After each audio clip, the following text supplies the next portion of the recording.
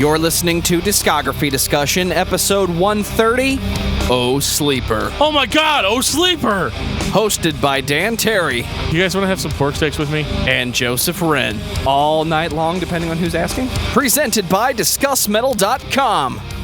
And when your son of the morning meets your fire dawn, then you are ready for this episode of Discography Discussion. I am Joe. That is Dan. Joe, it's Oh Sleeper week. An entire week of Oh Sleeper? They finally did it, dude. They finally put out that fourth album, and that qualifies them for an episode of Discography Discussion. I thought the number was 3. It is, but I just wanted another Oh Sleeper album, and I got it. Before I wanted to talk about this band and all the great things that they have done, I just felt like we needed a fourth Oh Sleeper album. Had to wait 8 years to get it, but now we have it. When's the first time you heard Oh Sleeper? Some point in 2009 when Dan Terry was driving the car. That was probably accurate. Oh, thanks for asking, Joe. When's the first time I heard Oh Sleeper? Well, that's interesting. Back in the day, I used to be on a message board called firestream.net, and this is right when Oh Sleeper's 2007 album, When I Am God, dropped, and we called it Oh Sleeper Day, where everybody would go on that message board, and the only thing that we would type for days and days and days was OMG, Oh Sleeper. It was a phenomenon. When I Am God was a fantastic album by Oh Sleeper. Might be my favorite, although their new album, Bloodied Unbowed, might be taking its place sometime. I need to spend more time with it. So what is Oh Sleeper then? Is it hardcore? Is it metalcore? Is it pre-degent? Well, it's pre-gent, yeah. It's not like that at all. I guess I would just call them general metalcore, if that's a term. I don't really want to get into it. General metalcore, reporting for duty. I don't even want to call it that, though. They just play a really intense mixture of hard rock and metal, and it sounds really fucking good. And that's all I got to say about that, but I'm going to say even more. Great mix of hardcore screaming with some very nice melodic, clean vocals. The band just has it all. Well, before Dan takes the next hour and a half to say more, I'm going to take this time to say thank you to everyone for listening to the podcast. Thank you for listening and for subscribing. If you are not a subscriber, then you can find everything Discography Discussion at discussmetal.com. We are on Spotify, Apple and Google Podcasts, TuneIn Radio, Stitcher, so if you have an Amazon Echo or a Google Home, you have no excuse. Ask it to play the latest episode of the Discography Discussion podcast, and it will. We're also on Facebook and on Twitter at Discuss Metal. Be sure to like, favorite, and subscribe. It really helps us out. It lets us know you're listening. And now Dan is going to tell us all about 5-star reviews. We love 5-star reviews here on Discography Discussion, and the reason we love them is because they help us get noticed. Not because it makes me feel better, although it does make me feel better. Leave us a review. We'll read it on the show. It'll be a great time for everyone involved. We had a comment on episode 126, Apocalyptica. Nina F. may have answered the question, does Apocalyptica still play their instrumental covers live as instrumental? During the Shadowmaker tour with Frankie Perez, covers still instrumental. Frankie sometimes left stage for 2 or 3 songs. The next album will be 100% instrumental. Can't wait. Instrumental? I definitely agree. I asked if they were still playing their classic covers, and they went on to say, yes, the set list always has some cover, Inquisition Symphony, Seek and Destroy, etc. They had an anniversary tour during the last year for the first album, Apocalyptica Plays Metallica by 4 cellos. They played the entire album, plus the bonus tracks like Orion or Battery and more. A show with only Metallica covers and instrumental only. A DVD and live CD from the tour is available. Thank you for telling me how I'm going to spend my next $20. You're going to spend $20 on a record? I spent more to import Cult. I don't want to talk about it. All right. I mean, it's fine. We got a comment on episode 55, Judas Priest with James Rolfe of Cinemassacre. Nick the Nerd 27 says, I don't know if you'll see this since it's an old video, but you should do an Iron Maiden show next. Oh, we saw it. And we are definitely working on that for you. So fucking what? So Dan, tell me more about Oh Sleeper. Oh Sleeper is an American band, in case you couldn't tell. They are signed to Solid State Records, and they are from Fort Worth, Texas. They actually started in 2006 and put their first record, When I Am God, out on Solid State in 2007. This was around the time when everybody was going completely gaga over Under Oath's Define the Great Line. One of the issues I had with that record with Under Oath was that I wanted something heavier. Like what Under Oath was doing was cool, but I wanted something that was a little bit more metal focused, a little bit more guitar driven, a little bit more noodly. And Oh Sleeper had that in droves. So I had the cool guitar work, I had the mixture of clean singing provided by Shane Blay, and we had screaming by Micah Kinnard, which was amazing. The dude just has so so much passion in the way that he screams, yet is completely articulate, which is something that makes him stand out amongst a lot of other heavy metal vocalists. I don't dislike this record as much as I do some of the earlier proto-emo albums. You mentioned that everyone at this time was obsessed with Under Oath. Yes. And was trying to recreate that sound that Norma Jean and the Chariot had arguably been doing better for many years. Well, I think those bands were more chaotic, whereas something like Oh Sleeper takes kind of that crazy, spazzy metal sound and makes it more digestible, a little bit more catchy, so to speak. So is this an example of the imitators imitating the imitators? I don't think that they're imitating anybody.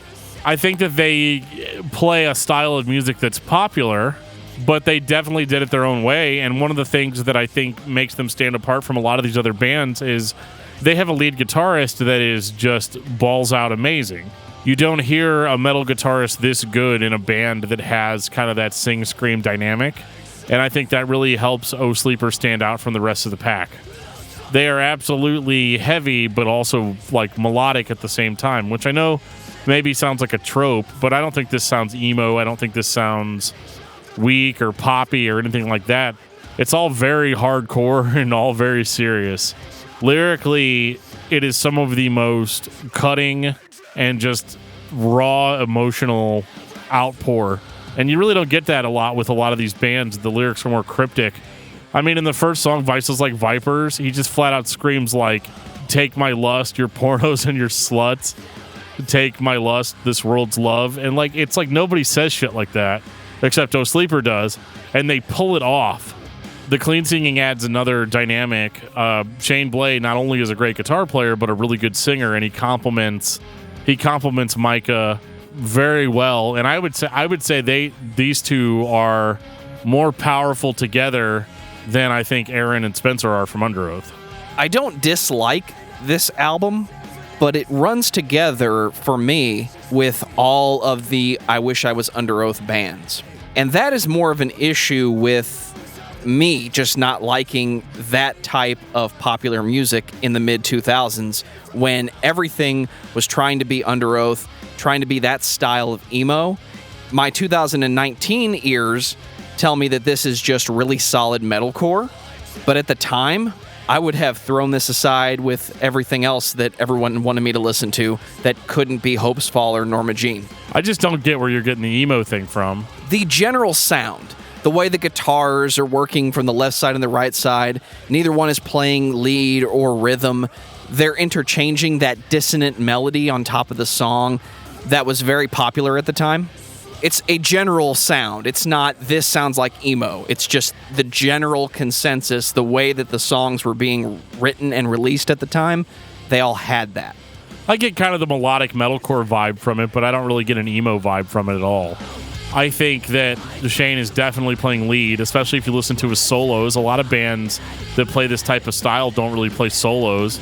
I mean, and Shane had done some work with Between the Buried and Me. So he had chops, I think, that were above a lot of the bands that you're describing. I think that there was more actual musical composition put into these songs than a lot of the bands that you're saying were imitators at the time. I think what you're getting at more is the production quality, the way it's mixed, the way it's recorded, was very much in line with what a lot of bands were doing at the time. Absolutely 100% correct. What I like, too, is with the screaming, you also get a lot of articulate, just kind of like more emotionally delivered vocals that are like just kind of yelling words and screaming. He doesn't go into a full scream until it gets to the more intense parts of the songs, which means that the vocals were actually written with the songs in mind, which in a lot of hardcore, it's not. We talked about it last week with the Black Dahlia murder.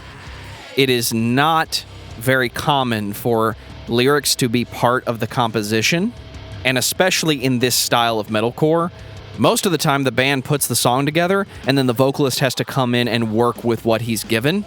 This does not sound like that. It doesn't sound like the vocals were an afterthought. No, and the lyrics are really, really raw. And I know I said that before, but I can't get past it. So like the song Charlatan's Host, he's screaming, "Don't give up on me, don't give up on me." Like, it's just very raw. It's very out there. And it lacks all of the toughness of metal, which I love about it. The toughness comes from the music itself, not some kind of super macho, I'm gonna beat your ass kind of lyrics. And this is the kind of heavy music that I enjoy the most because it's very real and it connects with me in a way that a lot of like super brutal bands don't connect with me. So When I Am God couldn't have been a better debut album. I mean, the guitar solo, like the guitar solos that you hear are very, very melodic. They're not like, like face shredding, melting solos. They're melodic. They're part of the song. They're an accentuation of the emotion that's going on. And I think they just did a really fucking great job on this record. And like, I don't give out those kind of recommendations lightly. I mean, I'm usually very critical, but there was something about O Sleeper that connected with me and will carry on throughout their discography. And let me be clear, the tropes that I'm complaining about, I was complaining about in 2007. This is above and beyond better than any of the I Wanna Be Under Oath bands. This takes that sound of metalcore and is, can I say honest?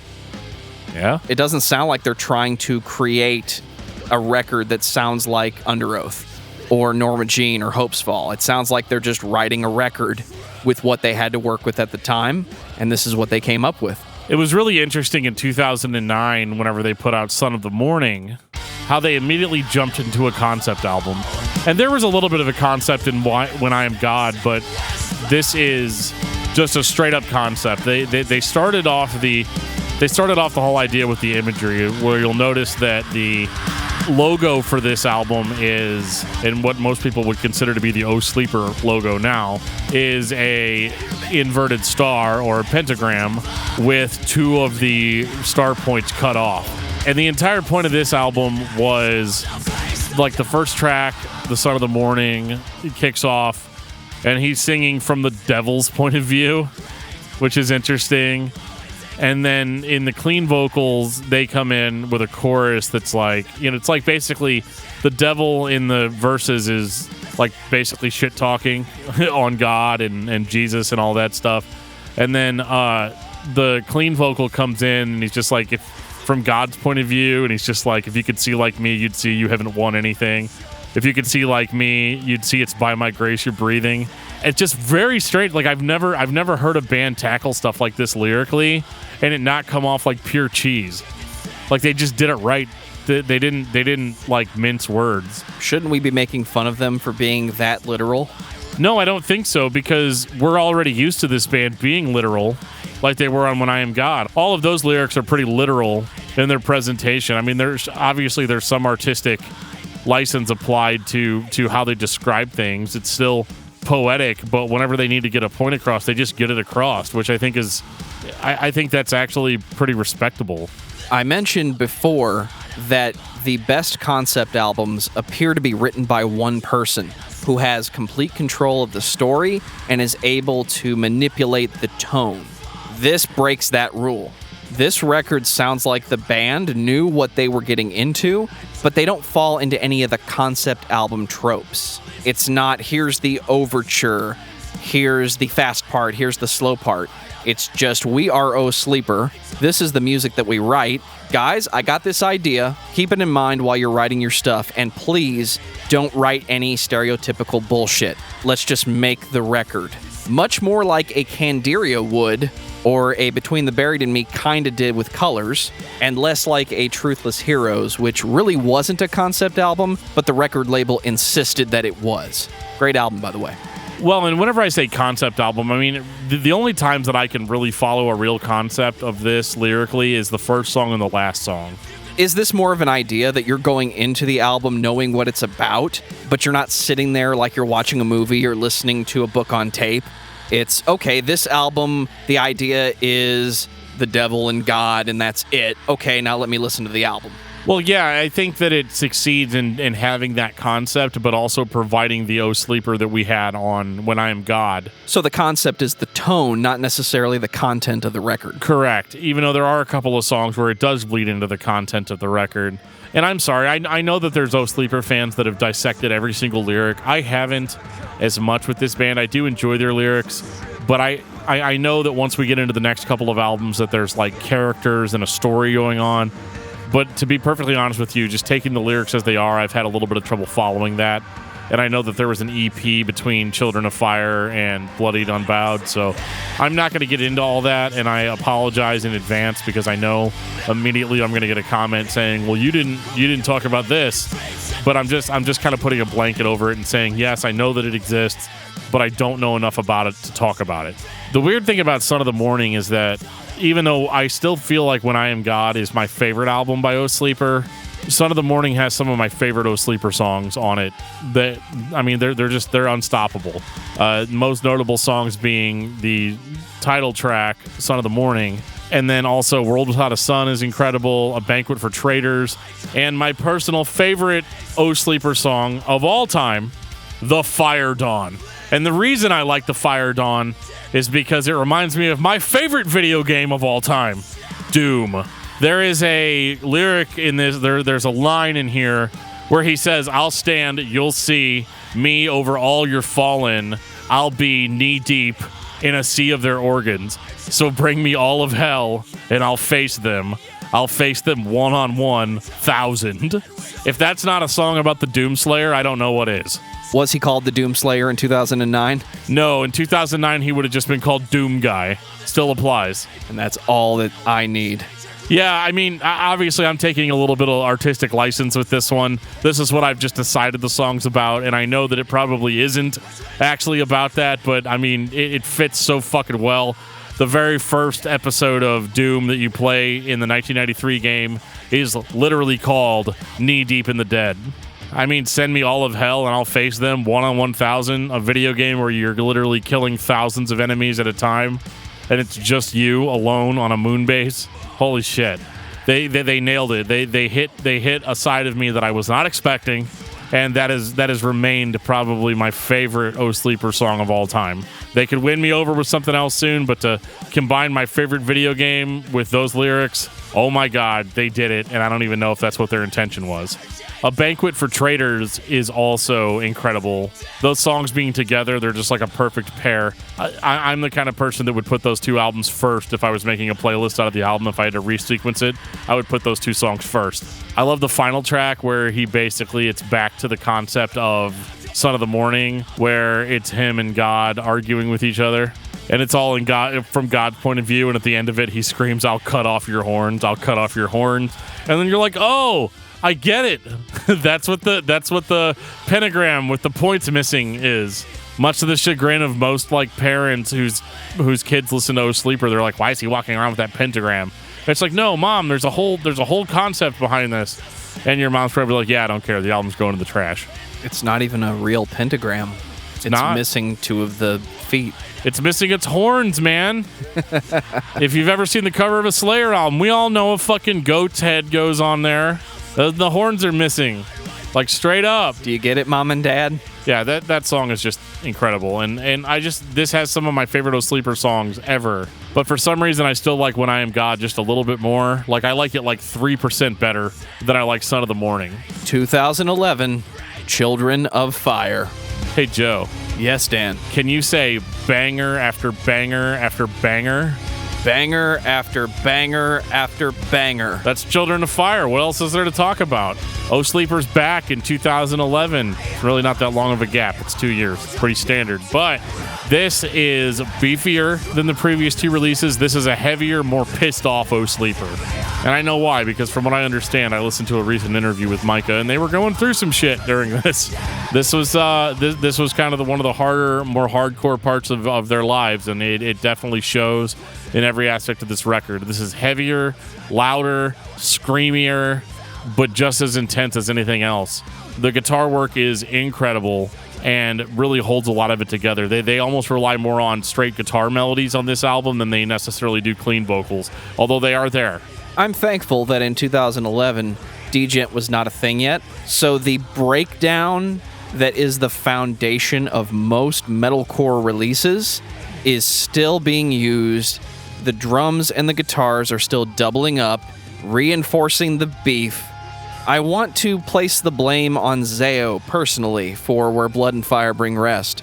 The Lies of Serpents, A River of Tears, Open Sea, Chug, all of the bands that I like and dislike from the early to mid 2000s ripped that off. It was a staple of metalcore, it was a staple of emo, and unfortunately at the time, those bands got lumped together for me, and I missed a lot of this.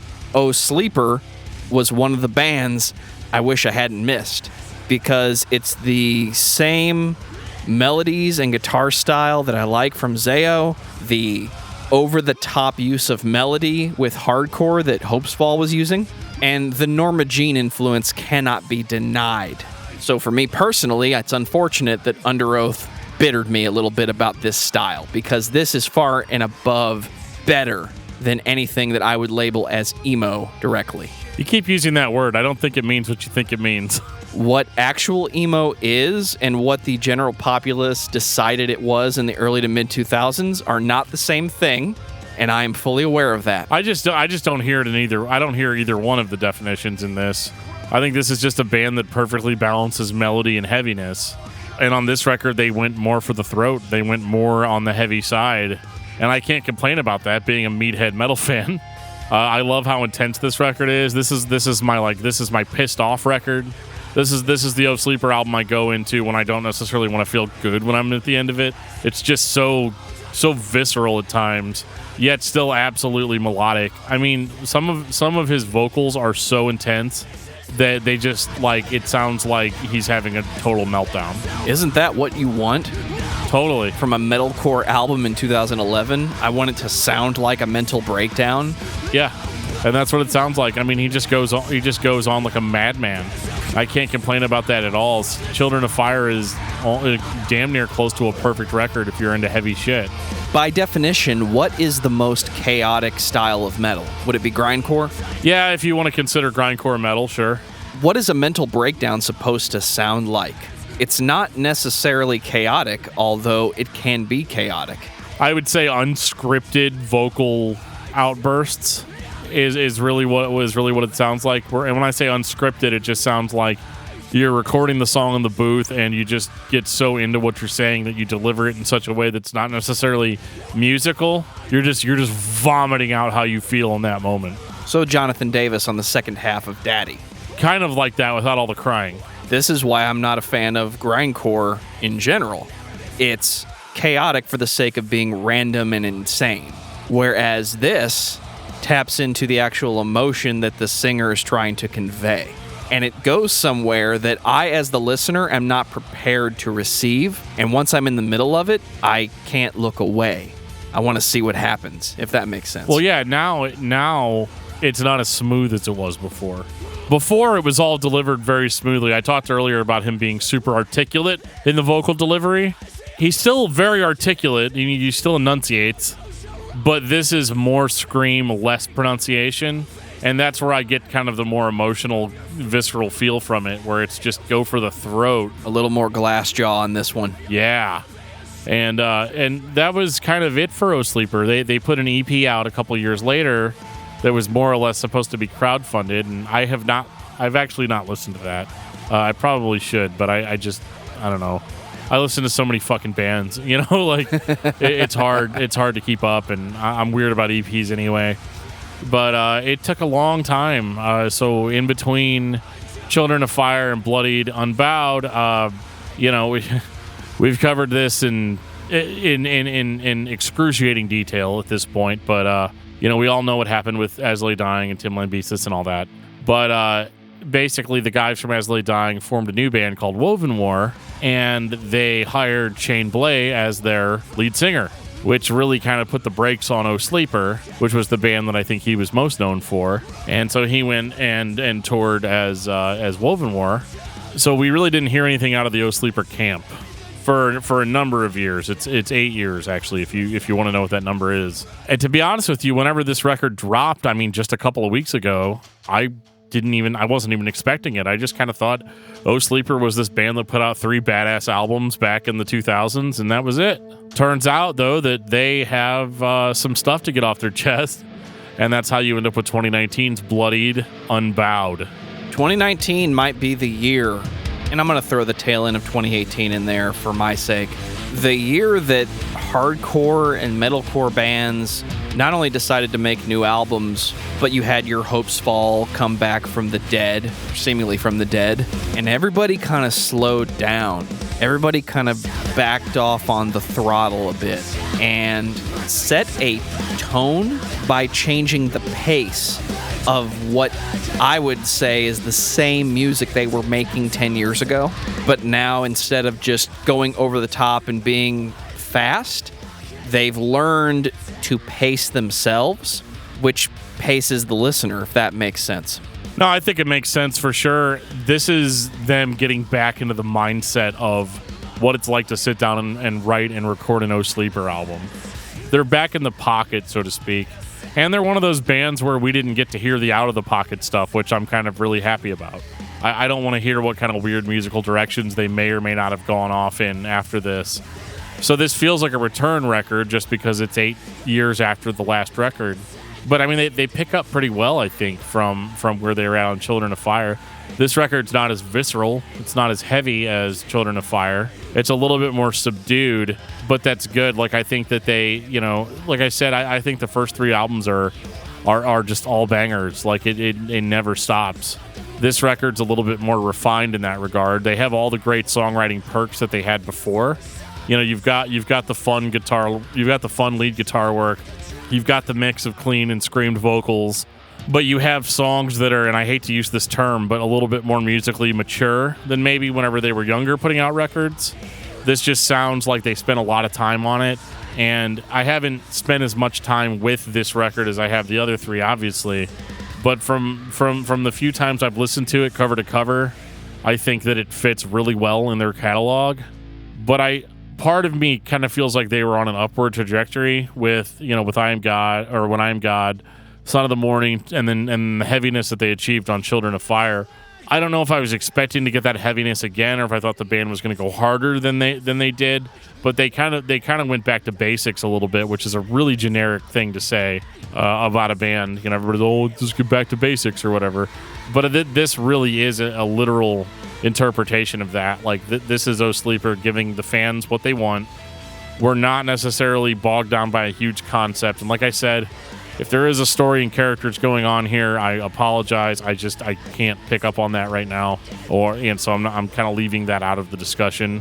But I think that lyrically and musically, they're doing everything on this record that we love from O Sleeper, but they have aged as musicians, and so you get a little bit more experimentation. The songs don't exactly fit a cookie cutter formula anymore, and the band kind of lets the music breathe, instead of it necessarily being all about the vocals, because I kind of feel like on the first 3 records, it was kind of all about the vocals. Like, you had excellent lead guitar work, and the drumming was incredible on some of those older records. But this is the band, like, completing a thought, and so it doesn't necessarily matter how long the song is. It doesn't matter, how many different directions they go in with it. The songs just breathe, like, they musically breathe. And I can't ask for more. I think this is incredible. I don't think this band's ever put out a bad album. I don't know what visual I'm more fond of. This is like listening to Oh God, the Aftermath and then listening to Polar Similar.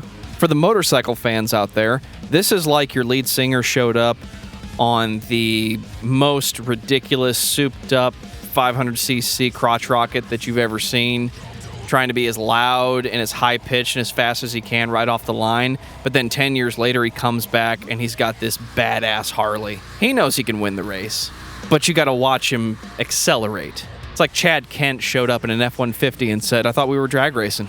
Got to give you credit, Joe. That's the most unique analogy I've ever heard.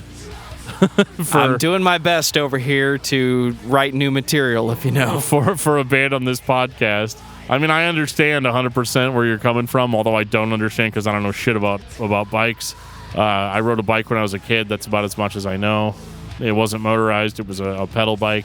So I'm going to leave that alone. But for all you motorcycle enthusiasts out there, now you get it. Final thoughts on O Sleeper. O Sleeper's an incredible band. Like, turn this podcast off and go listen to O Sleeper. I'm a fan of O Sleeper, and I apologize to you, Dan, for lumping them in with bands that were inferior in style, theme, expression.